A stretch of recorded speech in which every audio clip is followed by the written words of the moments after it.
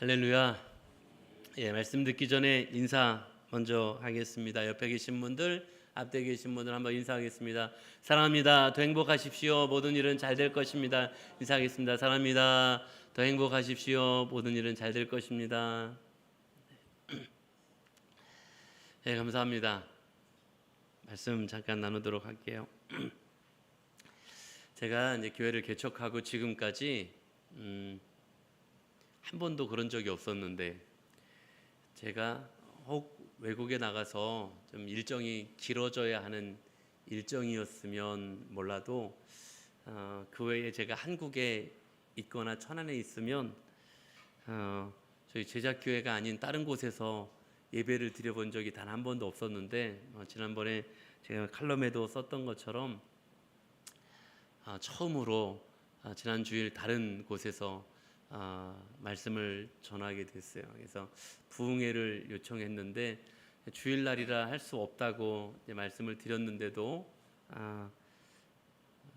우리 후배 목사님이 좀 강권적으로 날짜를 좀 바꿔서까지 요청을 해서 뭐 마음에 하나님 주시는 그런 마음도 있었고, 또 지난 주일 협동 목사님께서 설교하시는 주일이었기에 처음으로 제가 한국에 있으면서 주일을 다른 곳에서 이제 예배 드리는 그런 경험을 해보게 됐습니다. 엄청 어색했습니다. 그러면서 제가 무슨 생각을 하게 됐냐면, 역시 새로운 곳에 가서 교회를 새로운 곳에서 정착한다는 건 엄청 어려운 일이겠다라는 생각을 제가 했어요. 누군가 우리 교회에 오게 되고, 누군가 아마 우리 교회에 와서 예배를 처음 드리고, 또 아마 또 교회에 정착해야 된다라는 생각을 하는 것 자체가 매우 어려운 일이겠다라는 그런 생각을 하게 되더라고요.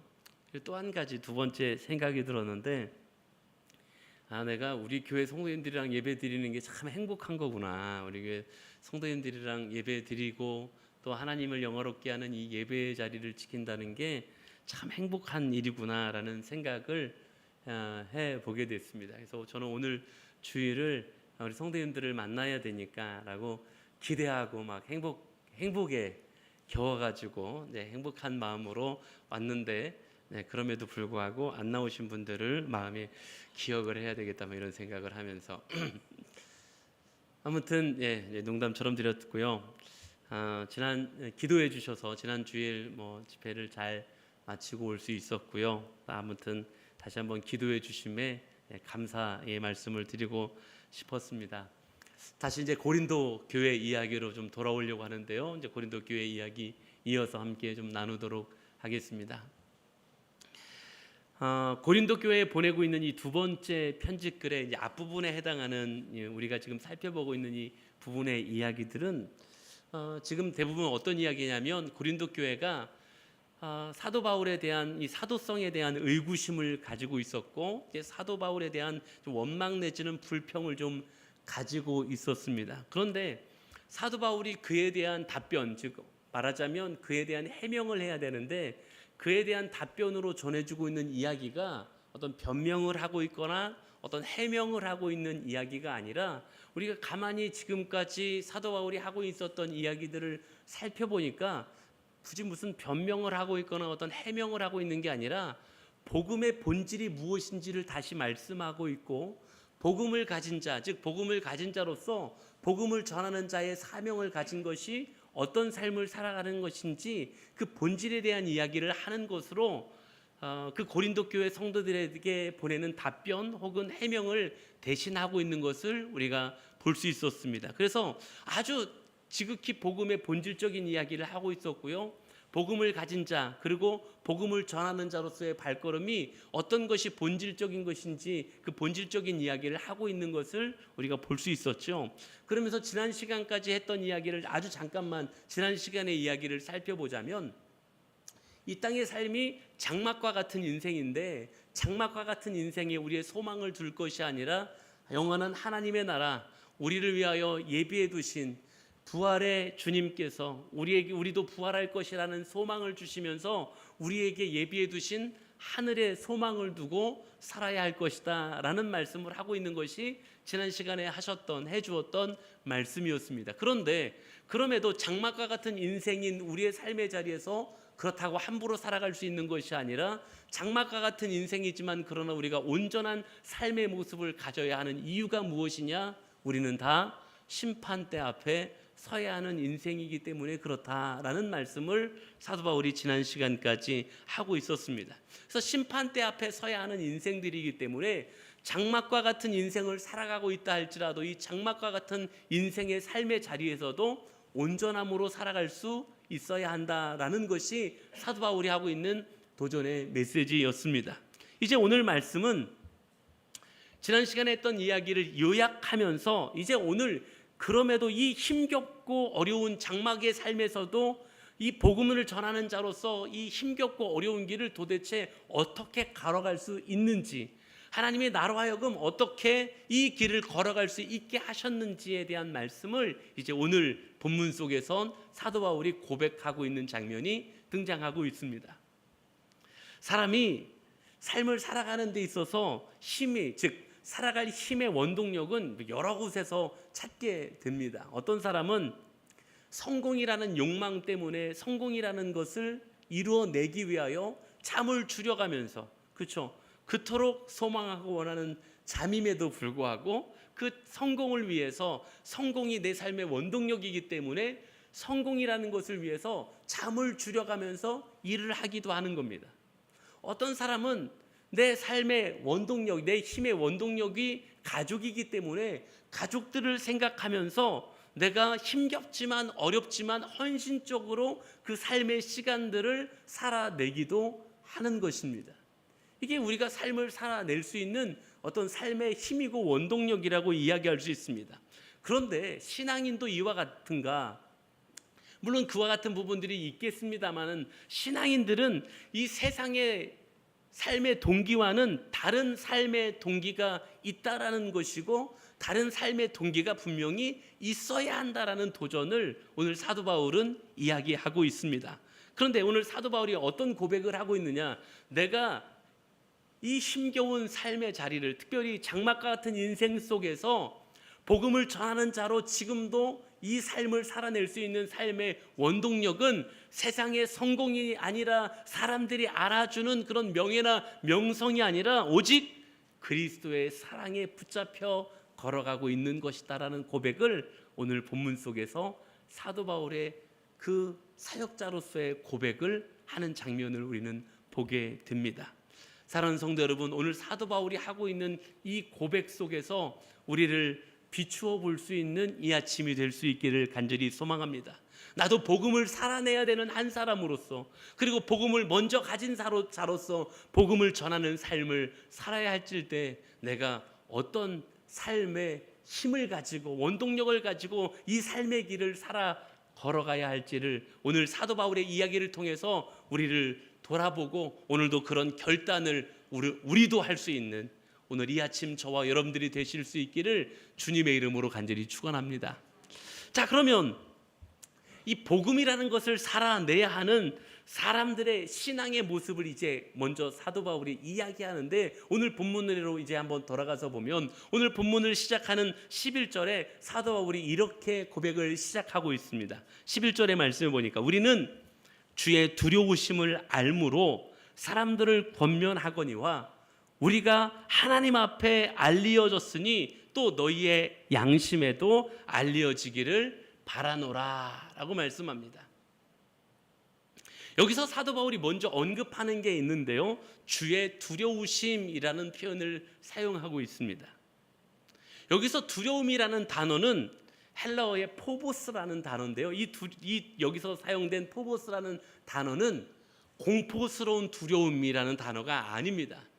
하나님, 절대자이신 하나님 앞에 겸손히 설 수밖에 없는 하나님을 경외한다라는 단어의 두려움입니다.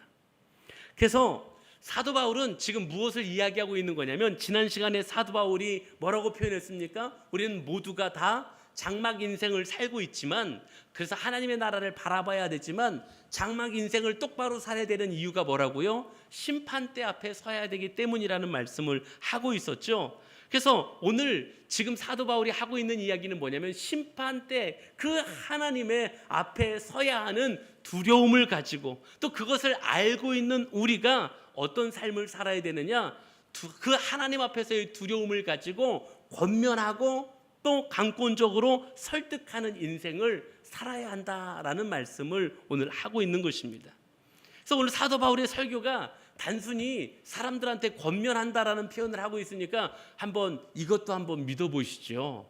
이것도 한번 믿어봐도 괜찮아요. 교회도 한번 나와봐도 괜찮다니까요. 이런 표현을 하고 있는 게 아니라는 것입니다.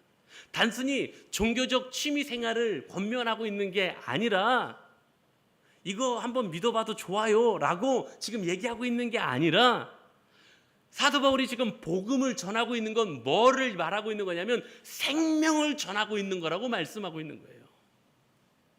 왜요? 심판이 있을 거니까요. 심판이 있다라는 걸 알고 있는 이 두려움 속에서 그는 사람들을 향하여 생명을 외치고 있다는 거예요. 당신들 이거 아니면 죽습니다라는 생명을 외치고 있는 것이 지금 사도 바울의 걸음이다라고 말씀하고 있는 거지요. 오늘 그리고 우리에게도 그렇게 말씀하고 계신 줄로 믿습니다. 우리가 전하는 복음은요, 이것도 좋으니까 한번 믿어봐요, 거기 맨날 절만 가지 마시고 이것도 좋으니까 이것도 한번 와봐요, 이런 게 아니라는 거예요. 단순하게 그런 외침이 아니라는 걸, 오늘 우리가 외쳐야 될 복음은 무엇이냐면, 심판을 알고 있는 두려움 속에서, 심판받아야 될 거라는 걸 알고 있는 두려움 속에서 이게 아니면 죽습니다라는 생명을 전할 수 있는 사람이 되어야 한다라고 우리에게도 도전하고 있음을 들을 수 있는 은혜가 있기를 주의 이름으로 간절히 축원합니다. 우리가 가야 될 길이 여기 있는 것 아니겠습니까? 2년 전이죠. 2023년에 하와이에서 매우 큰 산불이 났었어요. 하와이 마우이 섬의 라하이나라는 곳에서 큰 산불이 났는데요.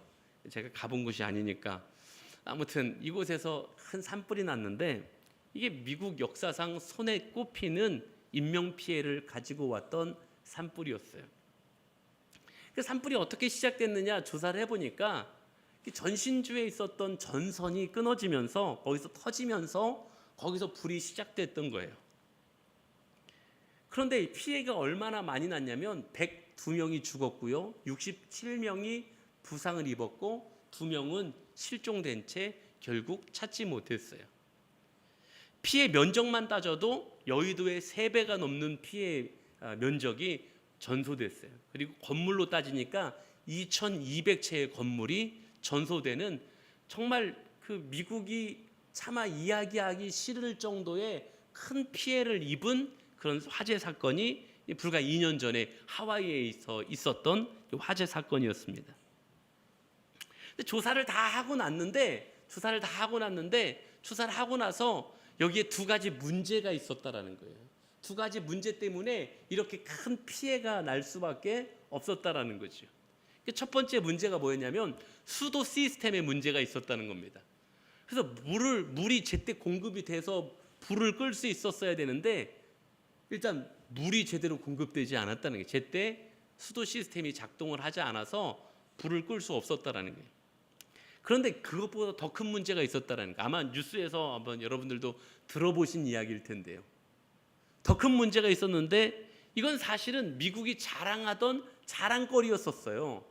그래서 미국 안에 속해 있던 하와이에서도 이게 자랑거리였는데 그만 이게 작동하지 않았던 거예요. 뭐냐면 요즘 우리나라에도 작동하고 있는 거예요. 재난경보 시스템. 재난경보 시스템. 요즘에 너무 울려가지고 좀 그렇긴 한데요. 맨날 더운데 똑같이 맨날 더우니까 조심하라고 와가지고 좀 그 재난경보 시스템의 의미가 좀 퇴색되지 않을까 제가 걱정을 좀 하고 있는데, 아무튼 재난경보 시스템이 발동하지 않았던 거예요. 제대로 된 재난경보, 즉 경보 소리만 울렸어도, 제대로 된 사이렌만 울렸어도 이렇게 많은 생명들이 목숨을 잃지는 않았을 거다라는 게 조사 결과 주된 이 피해가 컸던 원인이었다라는 거죠. 오늘 우리에게 주시는 도전이 바로 여기 있습니다. 하나님은 우리를 구원하시되 사랑으로 우리를 구원해 주셨고요, 예수 그리스도를 구주로 고백하며 하나님의 나라 백성이 되게 해 주신 줄로 믿습니다. 그리고 우리로 깨닫게 하셨어요. 어떻게 깨닫게 하셨냐? 모든 사람이 심판대 앞에 서야 한다라는 것을 깨닫게 하신 줄로 믿습니다. 그러면 모두가 다 심판대 앞에 서야 한다라는 걸 깨달았다면 오늘 사도 바울처럼 우리도 고백해야 된다라는 거죠. 누구나 다 심판대 앞에 서야 하는데 그냥 대충 이야기할 수 있습니까? 취미로 교회 좀 한번 와보라고 이야기할 수 있습니까? 아니라는 겁니다. 우리는 생명의 나팔수가 되어야 한다라고 오늘 사도 바울은 이야기하고 있는 것이고, 오늘 저와 여러분은 그 고백 앞에, 그 도전 앞에 서야 하는 하나님의 백성들임을 기억하시기를 주의 이름으로 간절히 축원합니다. 침묵이 사랑이 아닙니다. 그냥 내버려 두는 것이 사랑이 아닙니다. 하고 싶은 대로 하라고 하는 것이 사랑이 아닙니다. 경고하는 것이 사랑이고요, 권면하는 것이 사랑임을 기억하실 수 있기를 소망합니다. 이게 생명을 건지는 사랑이라는 것이죠.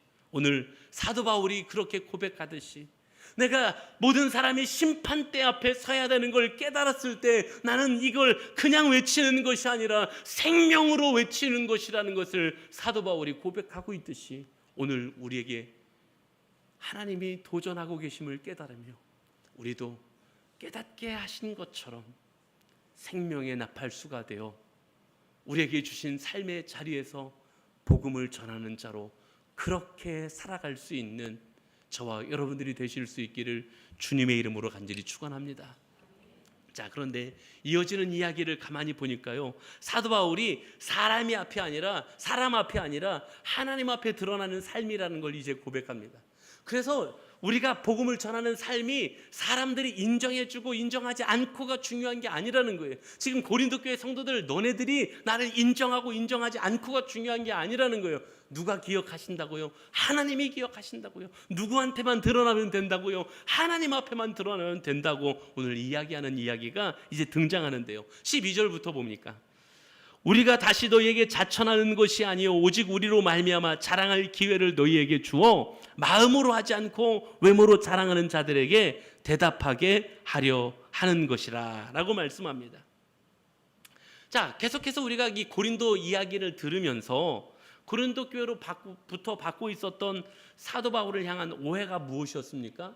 이 사도성에 대한 의구심이었지 않습니까? 그래서 사도 바울은 고린도 교회 안에서 사도권을 의심하는 사람들한테 자신은 사람에게 인정받으려고 하지 않는다라는 걸 이야기하는 거예요. 누가 아신다고요? 하나님이 아신다라는 거예요. 하나님 앞에 이미 다 드러났어요. 나의 중심을 보시는 하나님이 이미 다 알고 계시고 하나님 앞엔 다 이미 드러난 거라고 말씀하고 있는 거예요. 11절에 앞서서 이미 언급되어진 이야기인데요, 11절에 중간에 보면 뭐라고 말씀하고 있냐면 하나님 앞에 알려졌으니, 다시 말하면 내가 어떻게 사역을 감당하고 있는지, 나의 중심이 어떤지 이미 하나님이 다 알고 계시다라는 거예요. 하나님 앞에 이미 다 알려진 거라는 거죠. 그래서 이 알려졌다라는 이 표현이 헬라어로 파네로우라는 말인데요, 이건 뭐냐면 하나님 앞에 이미 다 드러나진 존재, 이미 하나님은 나를 다 알고 있는 존재라는 표현이에요. 그 내가 지금 하나님 앞에 나를 어떻게 드러내고 하나님 앞에 알려주려고 하지 않아도 하나님 앞에 이미 나는 다 드러난 존재라 하나님이 나를 이미 알고 계신 존재라는 거예요. 사람은 오해할 수 있다라는 거예요. 사람은 나를 인정하지 않을 수도 있는데 하나님 앞에는 이미 내가 다 드러난 존재다라는 것을 고백하고 있는 거죠. 그래서 사도 바울이 그 뒤로 이어지는 13절에 이렇게까지 고백할 수 있는 거예요. 우리가 만일 미쳤어도 하나님을 위한 것이요 정신이 온전하여도 너희를 위한 것이니 라고 이렇게 고백할 수 있는 거예요. 사도 바울이 열심히 사역을 감당하는 그 열심을 보면 사람들은 미친 듯한 열심이라고 생각할 수 있을 거라는 거죠. 우리가 미쳤어도 하나님을 위한 것이요 정신이 온전하여도 너희를 위한 것이라. 하나님 앞에 중심으로 모든 것을 다 쏟아 놓았어요. 사람들은 인정하지 못할지 모르지만 그러나 이 모든 것은 교회를 세우기 위한 것이었다라는 것을 오늘 사도 바울이 고백하고 있는 거죠. 오늘날 교회를 위하여 봉사하거나 헌신할 때도 그렇죠. 사람들이 이야기합니다. 아이고 굳이 저렇게까지 할 필요가 있어? 아이고 교회를 그렇게 저렇게까지 나갈 필요가 있냐고. 그렇게 이야기하기도 하잖아요. 아직 못 들어보셨어요? 굳이 그렇게까지 봉사할 필요가 있다고? 아이고 그렇게까지 해. 사람들이 어줍지 않은 평가를 합니다. 이렇게 평가하죠. 너무 교회 다니는 건 좋은데 너무 광신적으로 믿는 건 좀 아닌 것 같아. 그 어줍지 않은 사람들의 평가가 우리의 마음을 때로는 흔들기도 합니다. 맞아, 좀 내가 혹시 좀 광신적으로 믿는 건 아닌가? 그러나 사랑하는 성도 여러분, 믿음의 사람들에 대한 평가는 사람이 아니라 하나님이 하시는 것임을 기억하시기를 소망합니다. 그래서 프랜시스 첸이라는 미국의 목회자가 쓴 이 크레이지 러브라는 책이 있는데 거기에 보면 이 크레이지 러브라는 책에 이렇게 이야기합니다. 세상은 아마 우리를 미쳤다고 부를 것이다. 그러나 우리가 하나님을 향해 미쳐 있지 않다면 오히려 그것이 이상한 일이 아닌가라고 그렇게 기록하고 있습니다.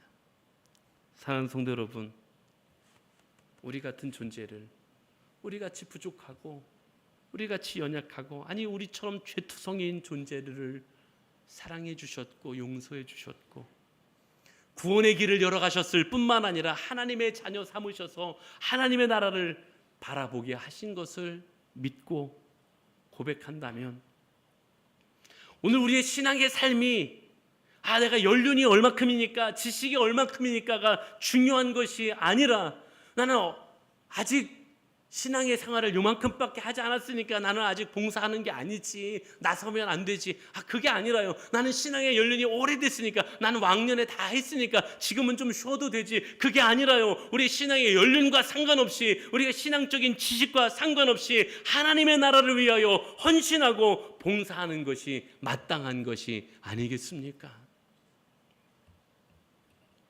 다시 12절에서 이야기하는 것처럼 외모로 자랑하는 자들에게 대답하게 하려 하는 것이라. 누구를 이야기하냐면 고린도 교회 안에 있었던 그 거짓 선지자들, 자신들의 이권과 특권을 놓지 못했던 예루살렘의 그 종교 지도자들,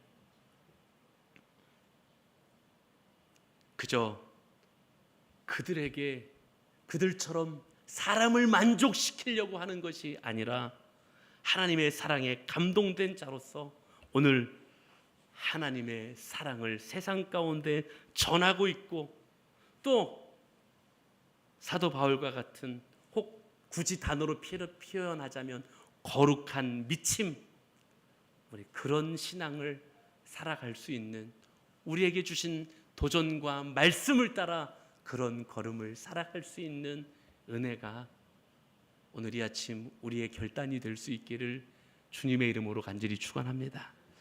자, 그런데 마지막 이야기 하려고 하는데요, 이렇게 거룩한 미침으로 하나님의 사랑을 전하는 이 복음을 맡은 사람으로 살아갈 수 있는 힘의 원천, 자, 거룩하게 미쳐서 살아가는데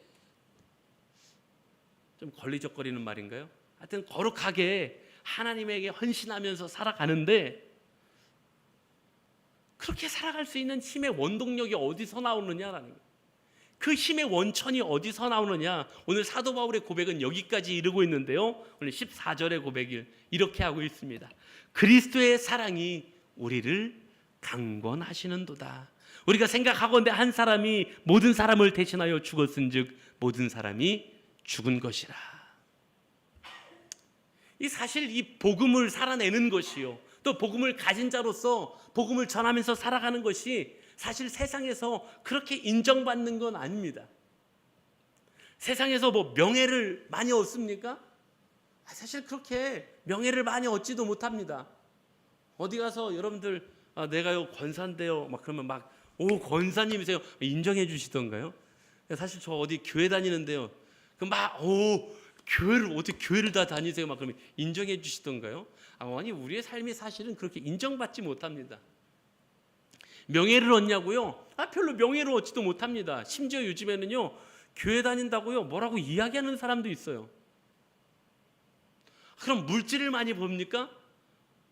교회 다니니까 물질을 엄청 많이 봅니까? 죄송한데 물질을 얻는 것도 아니에요. 내가 복음을 살아내는 것이, 복음을 전하면서 살아가는 것이 물질을 많이 얻는 것도 아니더라고요. 그렇죠? 요즘 특별히 그 젊은 세대에서 굉장히 중요한 단어가 있어요. 어른들도 좀 아시면 좋을 것 같은데, 워라벨이라고. 워라벨 아시나요? 워라벨? 굉장히 중요한 단어라고 저는 생각을 해요. 워라벨. 워라벨이 뭐냐면 work and life balance. 일과 내가 원하는 라이프 스타일, 삶과 밸런스가 이루어지는 것. 워라벨, 이게 되게 중요해요. 요즘 젊은 사람들은 워라벨이 중요해요. 돈 많이 주는 것도 중요하지만 나는 내 삶을 영위할 수 있어야 된다는 거예요. 그래서 워라벨을 찾아요, 사람들이. 워라벨을 찾아요. 근데 우리가 복음을 살아내는 것이, 복음을 전하는 자로 살아가는 것이 워라벨이 있습니까?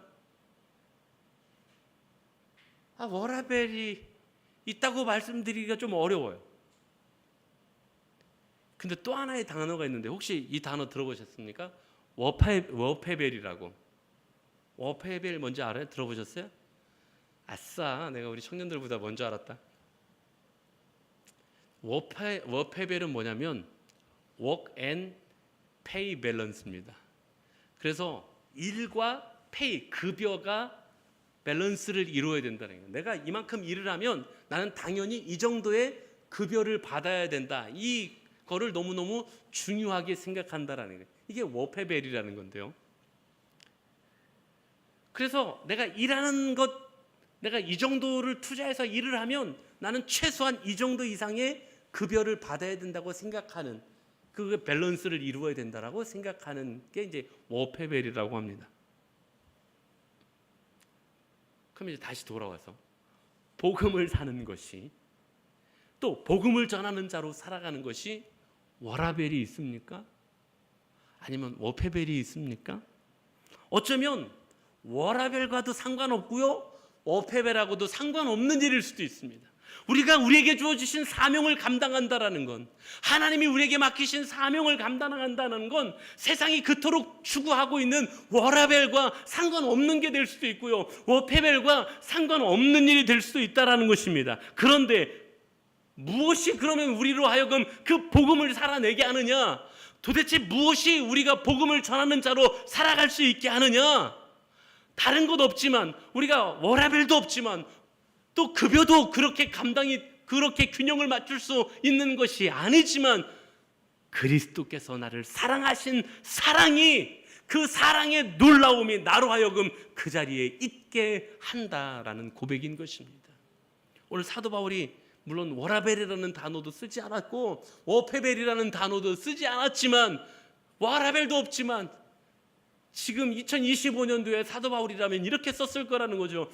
나 워라벨도 없지만, 워페벨도 없지만, 그리스도의 사랑이 나로 여기에 서 있게 하는 것이고, 그리스도의 사랑이, 그 놀라운 사랑이 나로 이 복음 전하는 사명을 감당하게 하고 있다고 고백하고 있다는 사실입니다. 오늘 이 본문의 핵심 바로 여기 있습니다. 나를 강권하신다라는 것입니다. 여기 강권한다라는 단어, 헬라어 원어의 의미는 뭐냐면요, 붙잡다라는 건데요. 어떻게 붙잡냐면요, 나를 둘러싸 붙잡다라는 거예요. 그래서 이걸 풀이한 걸 보니까 이렇게 풀이를 하고 있더라고요. 강물이요, 갑자기 비가 엄청나게 와서요, 강물이 막 범람할 정도로 강물이 막 쏟아 들어오는 겁니다. 그 가운데 있는 난 어떻게 될까요? 떠내려가겠지요.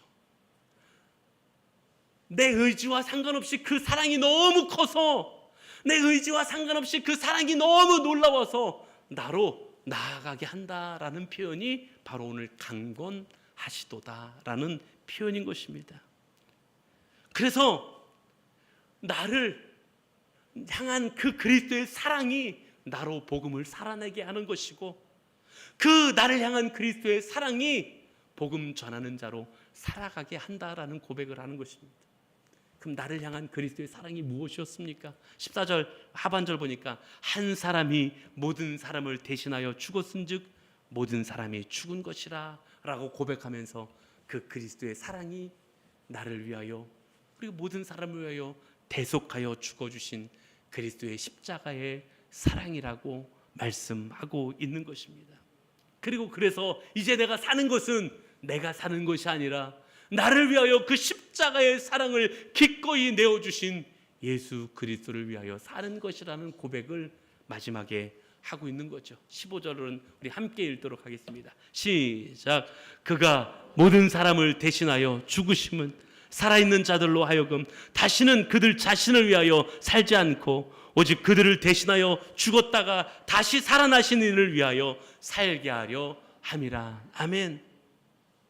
그래서 사도 바울이 여기서 분명하게 성도의 삶의 목적이 분명히 선언되고 있어요. 사도 바울도 그렇게 선언할 뿐만 아니라 모든 성도의 삶의 목적을 선언하고 있는 겁니다. 뭐라고요?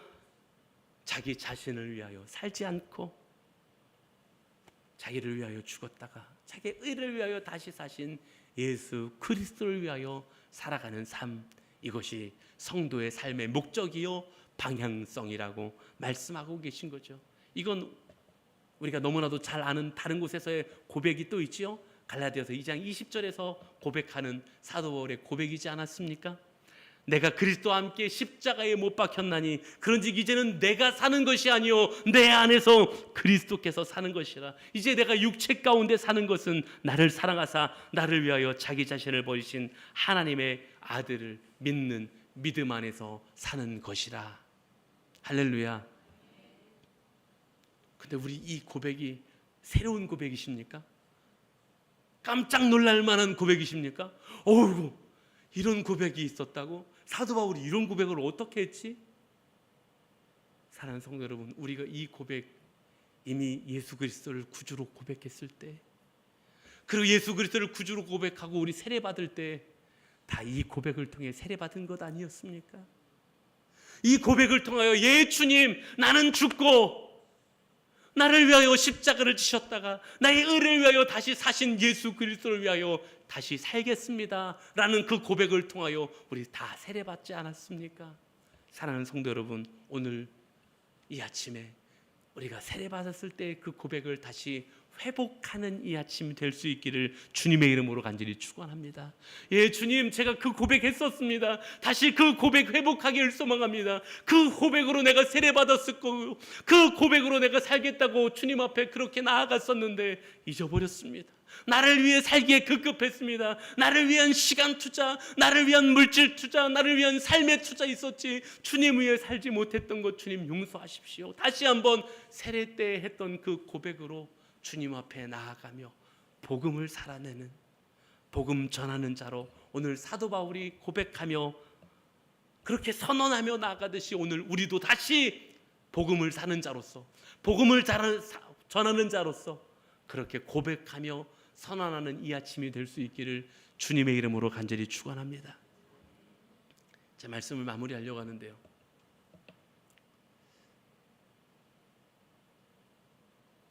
제가 아까 아침 예배 때는 이 얘기를 하지 않았는데요, 제가 이 이야기 하나 시간이 좀 가도 하나 간증 하나 하고 오늘 말씀을 마무리하려고 합니다. 오늘 아침에 아주 사랑하는 후배, 동생한테 전화가 왔어요. 저한테 좀처럼 전화를 잘 하지 않습니다. 어쩌다가 한번 전화하고 어쩌다 한번 SNS에서 이렇게 안부를 묻는 사이인데요, 전화가 왔는데 제가 그만 못 받았어요. 근데 주일날 아침에 저한테 전화할 애가 아니니까 제가 너무 깜짝 놀란 거예요. 무슨 일이 생겼나? 놀라서 제가 얼른 그래서 전화를 다시 했어요. 근데 무슨 일이야? 어쩐 일로 주일날 아침에 전화를 다 했어. 그때 이 친구가 막 울어요. 남자, 그것도 이제 저보다 나이도 많이 차이도 안 나는, 저보다 한 4살 정도 어린 동생인데 울어요. 목사님, 형, 울어요. 왜 그래? 이 친구 아들이 야구를 하거든. 야구요. 잘해요. 근데 중학생이에요. 아직 중학생인데 그래서 뭐 대표로도 그 연령 국가 대표로도 뽑히고 그랬어요. 잘해요. 근데 지금 이제 무슨 전국 중학생 야구 대회를 하고 있는데 저는 그 친구 소식을 계속 보고 있죠. 어제 명문 휴문 중학교를 이기고 준결승에 진출했어요. 오늘 준결승을 할 거예요. 준결승에서 제가 야 어제 휘문이 이겼더라. 준결승 올라갔던데. 목사님 그거보다 더 중요한 게 있다니까요. 왜? 저는 휘문 중학교를 이겨서 우는 줄 알았어요. 휘문 중학교가 워낙 명문이니까. 목사님 그 휘문 중학교 이긴 것보다 더 중요한 게 있다니까요. 휘문 중학교 이긴 건 중요한 것도 아니에요. 저한테 그러는 거예요. 왜? 무슨 일 생겼는데? 그 아들 이름이 윤호예요. 목사님, 윤호가 마운드에서 기도했어요. 처음으로 마운드 위에서 기도하고 던졌어요. 같이 울었어요. 아침에 제가 얘기했어요. 엉엉 울고 있는 이 동생한테 제가 얘기했어요.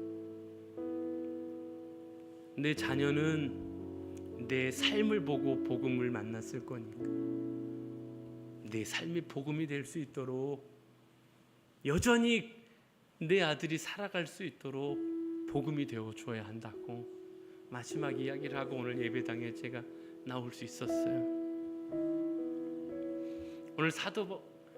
오늘 저는 그 친구한테 휘문중학교 이긴 게 제일 중요한 소식일 거라고 생각했어요. 그래서 한 번도 이겨보지 못한 휘문중학교를 이겼다는 소식을 저한테 알려주고 싶어서 전화한 줄 알았어요. 저도 그래서 야 휘문중학교 어저께 이겼더라고 제가 그렇게 이야기했거든요. 근데 저한테 그렇게 이야기하더라고요. 목사님 휘문중학교 이긴 것 본 아무것도 아니에요. 그건 중요한 게 아니에요.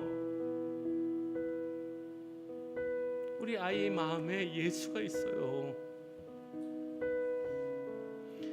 제 평생의 소원이었어요. 우리 아이의 마음에 예수가 있기를 제 평생의 소원이었어요. 야구를 제가 운동시키는 부모를 너무 많이 만나봐서요. 잘합니다. 운동시키는 부모는요 다 우리 아이가 좋은 성적 내고요 제발 좋은 위치에 가서 인정받는 게 제일 큰 소망일 수밖에 없습니다. 제발 좋은 프로 야구를 하는 사람 중에 100명이 야구를 하면 1%만 프로야구 1군 경기에 한 번이라도 뛰어볼 수 있답니다. 얼마나 어려운 거겠습니까? 그래서 다 그걸 소망합니다. 그런데 이 동생이 제 아들이 휘문중학교 이긴 게 중요한 게 아니라 기도하고 던졌다는 게 중요해요. 목사님 기도하고 던졌어요. 사랑 여러분, 그리스도의 사랑에 강건된 사도가 오늘 사도 바울이었고 사도 바울이 그걸 고백하듯이 우리는 세상 사람들이 뭐라고 얘기해 주는 게 중요한 것 아니고요. 세상 사람들이 나한테 뭐라고 칭찬해 주는 게 중요한 게 아니라요. 오늘 그리스도의 사랑이 나를 강건하여 나도 감당할 수 없게 나로 인하여 복음이 증거되는 것이 오늘 우리의 간증이 되어야 할 줄로 믿습니다. 그리고 오늘 그 삶을 살아가는 고백을 사도 바울이 고린도 교회 성도들에게 하고 있듯이 우리도 그렇게 할 수 있는 사람들이 될 수 있기를 주의 이름으로 간절히 축원합니다. 그리스도의 사랑이 나를 강건하시는도다. 나 같은 사람을 사랑하셨던 그 그리스도의 사랑을 기억하며 내가 그 사랑을 전하는 하나님의 사람으로 오늘을 살아갈 수 있는 사랑하는 제자교회 모든 가족들이 다 되실 수 있기를 주님의 이름으로 간절히 축원합니다. 오늘은 첫 주 성찬을 대하는 아침입니다. 성찬을 대하기 전에 우리 말씀을 생각하며 잠시 함께 기도하기를 소망합니다. 예 주님, 나를 향하신 그 크고도 놀라우신 사랑이 있어서 나도 사실은 예 주님 제가 나를 위해 살지 않고 주님을 위해서 살아가겠습니다라고 고백했었는데 삶의 분주함 속에서 세상에 치여 살면서 하나님 너무 많은 것들을 잃었습니다. 너무 많은 고백들을 잃었었고요, 너무 많은 가치들을 잃어버린 채 살아가고 있었습니다. 주님 용서하시고 다시 그 십자가의 사랑 앞에 서게 하시고 오늘 성찬을 대하며 다시 그 뜨거운 주님의 은혜와 사랑 앞에 붙잡힌 바 되는 강건함 받는 내 인생과 삶이 될 수 있도록 하나님 인도하여 주시옵소서. 우리 간절한 음성으로 잠시 함께 기도합니다. 다 같이 기도하시겠습니다. 사랑이 많으시고 은혜로우신 하나님 감사합니다. 오늘 우리를 인도하여 주시옵시고 하나님 앞에 나올 수 있게 하여 주셨고 예배할 수 있게 하셨을 뿐만 아니라 오늘 하나님 귀한 말씀으로 우리에게 도전하셔서 나의 강건하시는 하나님의 은혜를 아버지 하나님 그 사랑을 아버지 다시 한번 생각할 수 있도록 인도하여 주셨사오니 감사합니다. 십자가에 나를 향하신 그 사랑, 아버지 하나님 나를 사랑하셨던 그 십자가의 은혜와 사랑 앞에 다시 겸손하여 서게 하여 주시옵시고 그 은혜 앞에 설 뿐만 아니라 하나님 내가 그 은혜 앞에서 겸손하게 하여 주시옵시고 다시 내가 고백했던 그 고백을 회복하게 하여 주시옵시고 십자가의 사랑과 은혜를 다시 고백하며 예 주님 나를 위한 사는 인생 아니라 십자가의 아버지를 사랑해 아버지 은혜에 감격하여 아버지 주님을 위하여 살아가는 그 고백과 그 은혜로 살아갈 수 있는 우리 모두가 될 수 있도록 하나님이여 인도하여 주시옵시고 하나님이 함께하여 주시옵소서. 오늘도 이제 성찬을 대하며 다시 십자가의 주님의 사랑 앞에 서기를 소망합니다. 주여 우리를 붙잡아 주시옵시고 주여 우리를 인도하여 주시옵시고 그 십자가의 사랑 앞에 다시 강건하여 붙잡힌 바 되어 주님을 위하여 살아가는 삶이 될 수 있도록 하나님 함께하여 주시옵소서. 함께하시고 수고하시기를 간절히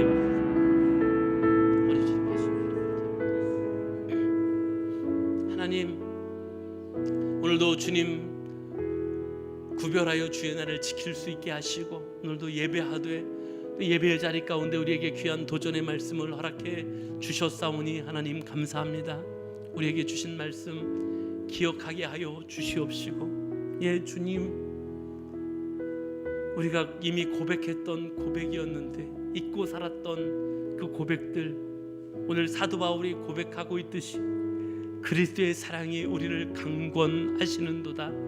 예, 주의 사랑에 다시 감격하여 다시 그 사랑을 깨닫고 우리에게 허락하신 삶의 자리를 복음을 전하는 자로 살아낼 수 있는 은혜가 있게 하여 주시옵소서. 오늘 성찬을 대하며 다시 그 사랑에 젖어 들기를 소망합니다. 다시 주님이 나를 위하여 찢기신 살과 흘리신 보혈의 피를 기억하며 다시 그 십자가의 사랑에 강건되어 주님을 위한 걸음을 결단하는 복 있는 시간 될 수 있도록 하나님 함께하여 주시옵소서. 감사드리며 우리 주님 예수님의 이름으로 간절히 기도합니다. 아멘.